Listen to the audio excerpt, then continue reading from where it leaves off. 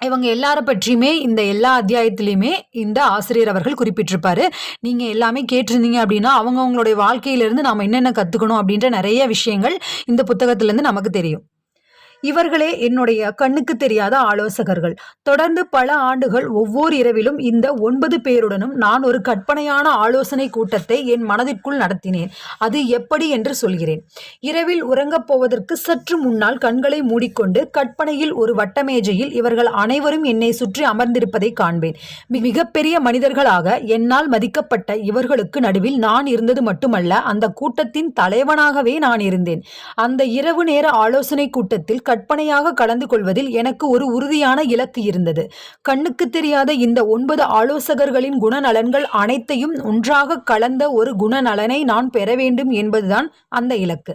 அறியாமையும் மூடநம்பிக்கையும் நிறைந்திருந்த சூழ்நிலையில் பிறந்த நான், இளம் வயது